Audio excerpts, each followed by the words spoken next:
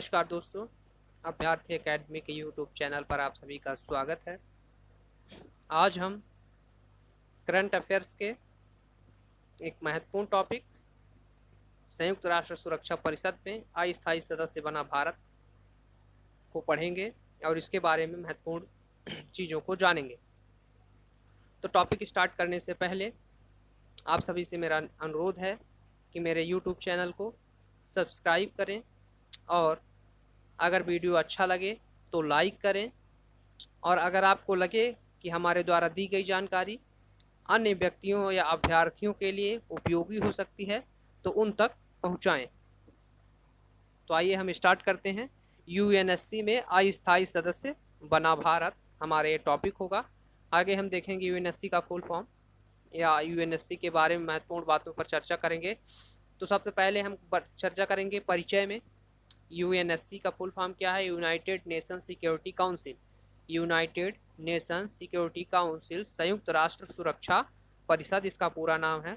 इसमें पहला बिंदु है संयुक्त राष्ट्र सुरक्षा परिषद संयुक्त राष्ट्र के 6 मुख्य अंगों में से एक प्रमुख अंग है।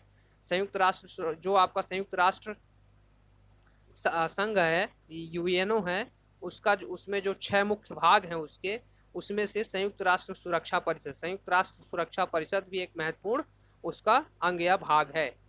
इसके बाद इसका दायित्व है अंतर्राष्ट्रीय स्तर पर शांति एवं सुरक्षा स्थापित करना, जैसे कि इसका नाम है संयुक्त राष्ट्र सुरक्षा परिषद, यानी सुरक्षा, संपूर्ण दुनिया को, संपूर्ण विश्व को सुरक्षा और शांति स्थापित करवाना इसका मुख्य कार्य है।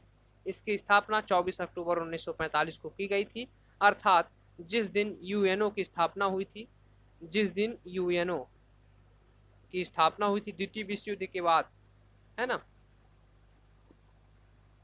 सेकेंड वर्ल्ड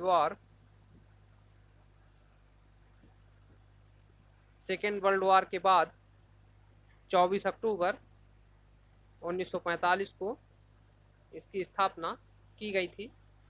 उसी दिन इसकी भी स्थापना हुई थी। इसके बाद आगे देखें पृष्ठभूमि में, मतलब इसके बैकग्राउंड क्या है इसका, तो हम पाएंगे कि संयुक्त राष्ट्र सुरक्षा परिषद में 15 सदस्य होते हैं। कितने होते हैं? 15 सदस्य होते हैं, जिनमें 5 सदस्य स्थायी रूप से। स्थायी सदस्य कौन कौन से हैं? अमेरिका है, फ्रांस है, रूस है, चीन है, ब्रिटेन है। ये कई बार प्रश्न भी आता है वनडे एग्जाम में कि संयुक्त राष्ट्र सुरक्षा परिषद के स्थायी सदस्यों में से कौन से सदस्य हैं या कौन से नहीं हैं। तो अमेरिका, फ्रांस, रूस, चीन, ब्रिटेन, ये 5 सदस्य स्थायी हैं। 10 सदस्य अस्थायी रूप से चुने जाते हैं। इन सदस्यों को 2 वर्ष के कार्यकाल के लिए चुना जाता है, जैसे कि भारत को 2021-22 दोनों साल के लिए चुना गया है। इसके बाद अस्थायी सदस्यों को चुनने का मुख्य उद्देश्य क्षेत्रीय संतुलन स्थापित करना होता है। क्या करना? क्षेत्रीय संतुलन स्थापित करना होता है, अर्थात सभी क्षेत्रों को प्रत्यक्ष रूप या अप्रत्यक्ष रूप से उन संयुक्त राष्ट्र सुरक्षा परिषद में जिम्मेदारी या उत्तरदायित्व एहसास कराने के लिए 2 वर्षों के लिए इनको अस्थायी रूप से ही चुना जाता है, लेकिन उसका सदस्य जरूर बनाया जाता है। इसके बाद भारत को अस्थायी रूप से सदस्यता, इसके बारे में मुख्य चीज, भारत एशिया प्रशांत क्षेत्र से निर्विरोध रूप से यूएनएससी अर्थात यूनाइटेड नेशन सिक्योरिटी काउंसिल का अस्थायी सदस्य चुना गया है ना। इसके बाद संयुक्त राष्ट्र सुरक्षा परिषद के अस्थायी सदस्य के रूप में भारत को साल 2021-22 के लिए चुना गया है। फिर भारत पहली बार 1950 में संयुक्त राष्ट्र सुरक्षा परिषद का स्थायी सदस्य बना था। कब बना था पहली बार? 1950 में। 1950 में पहली बार संयुक्त राष्ट्र सुरक्षा परिषद का सदस्य बना था। अभी तक कुल मिलाकर 8 बार इसका सदस्य बन चुका है। कितनी बार बन चुका है? 8 बार कुल मिलाकर सदस्य बन चुका है भारत।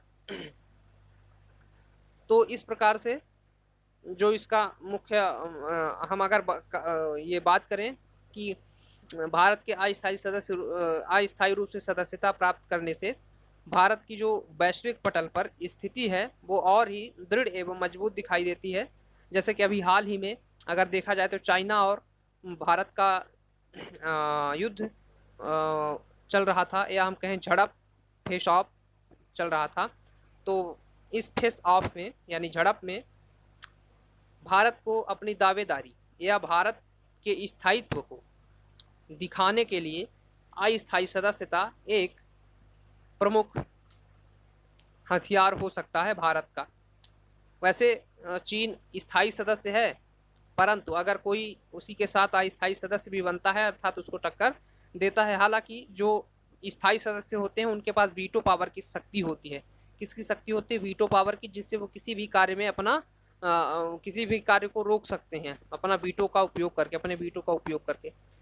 तो लेकिन फिर भी अंतर्राष्ट्रीय स्तर पर हम ये कह सकते हैं कि भारत की स्थिति सदस्य अस्थायी सदस्य बनने पर मजबूत हुई है और इसका सकारात्मक परिणाम जरूर दिखाई देगा।